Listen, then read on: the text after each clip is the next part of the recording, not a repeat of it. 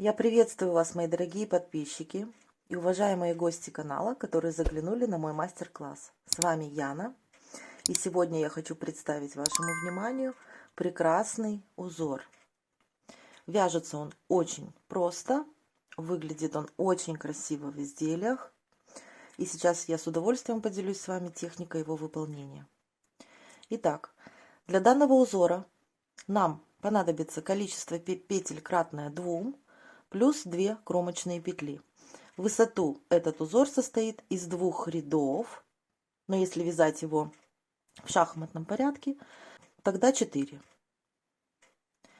Для нашего образца я набрала 6 раппортов и 2 кромочные петли. Давайте приступать. Первый ряд. Кромочную мы снимаем. Далее мы должны ввести спицу после второй петли в промежуточек между петлями, между второй и третьей петлей. Вставляем спицу, вытягиваем дополнительную петлю, делаем накид и провязываем за заднюю стеночку лицевой 2 петли вместе. Это раппорт первого ряда. Повторяем. Между второй и третьей петлей вставляем спицу, вытягиваем петлю, делаем накид, провязываем 2 вместе лицевой за заднюю стеночку. Еще раз. Вытащили петлю, сделали накид, провязали эти 2 петли вместе лицевой за заднюю стеночку. Давайте еще раз. Вставляем спицу, вытягиваем петлю, делаем накид, провязываем 2 вместе лицевой. Вставили, вытянули, накид, 2 вместе лицевой. И последний раппорт. Вставляем спицу, вытягиваем петлю, делаем накид, 2 вместе лицевой. Кромочная у меня изнаночная, а вы вяжите так, как вы привыкли. Первый ряд мы провязали. Переворачиваем работу. Второй ряд. Кромочную мы снимаем. Далее наши петли расположены по 3 штучки. Вот они. Мы переносим нить перед работой. Подхватываем вот эту вот вторую петельку центральную из тройки. Вот таким образом. Вытягиваем ее. Перекидываем через первую петлю и оставляем на правой спице. Оставшиеся 2 петли мы провязываем изнаночной вместе. 2 вместе изнаночной. Вот таким образом. Раппорт второго ряда. Еще раз. Нить перед работой. Подхватываем вторую петлю, подтягиваем ее немножечко. Снимаем со спицы, оставляем на правой спице. Оставшиеся 2 петли мы провязываем вместе изнаночной. Вот так. Так мы вяжем до конца ряда. Нить перед работой. Подхватываем центральную петлю из троечки. Снимаем ее со спицы. Оставляем на правой. Оставшиеся 2 петли провязываем изнаночной. Повторяем. Сняли, провязали 2 вместе, подхватили вторую, перекинули на правую спицу, 2 оставшиеся провязали изнаночной вместе. И еще раз. Петлю пересняли, 2 оставшиеся провязали вместе изнаночной, скинули со спицы и кромочная. Основные 2 базовых ряда мы связали. Теперь мы будем этот узор смещать на одну петлю. И делается это следующим образом. Кромочную мы снимаем. Первую петельку мы провязываем лицевой самостоятельно. Это у нас появляется петля симметрии. Точно такая же будет у нас и в конце ряда. И дальше опять начинаем вязать раппорт.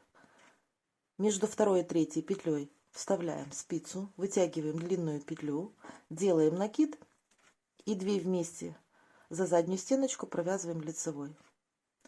Повторяем. Вставляем между второй и третьей, делаем накид, провязываем 2 вместе лицевой. Вставляем спицу, вытягиваем петлю, делаем накид, 2 вместе лицевой. И еще раз. Вытянули петлю, сделали накид, провязали 2 вместе лицевой. И последний раппорт. Вставляем между второй и третьей петлей спицу, вытягиваем петлю, делаем накид и провязываем 2 вместе лицевой. В конце петля симметрии провязывается лицевой петлей, и кромочная у меня изнаночная. Это был 3-й ряд. 4-й ряд. Кромочную мы снимаем, петлю симметрии мы провязываем изнаночной. У нас опять появляются петли по 3 штуки вместе, из которых мы должны подхватить центральную вторую петлю, нить перед работой, перекидываем ее через первую и оставляем на правой спице. Оставшиеся 2 мы провязываем изнаночной вместе. Еще раз. Нить перед работой, подхватываем центральную петлю, перекидываем ее на правую спицу, 2 вместе изнаночной. Подхватили, перекинули на правую, 2 вместе изнаночной. Подхватили, перекинули, 2 вместе изнаночной. И последний раппорт. Подхватили петлю, перекинули, 2 вместе изнаночной. В конце у нас петля симметрии, мы ее провязываем изнаночной и кромочная.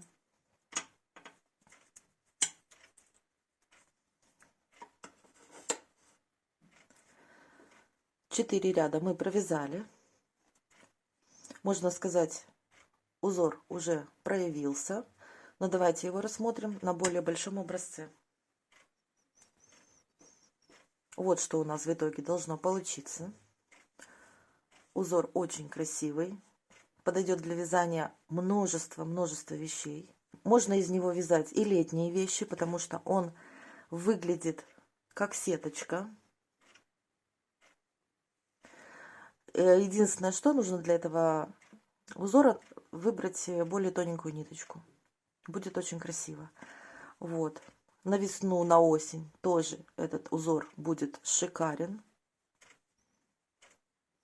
Вот так выглядит его изнанка.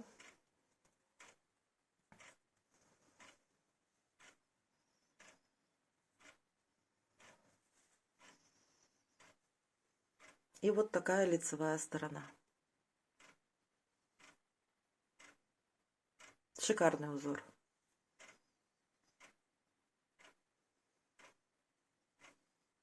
Вот как он видоизменяется, если его поворачивать.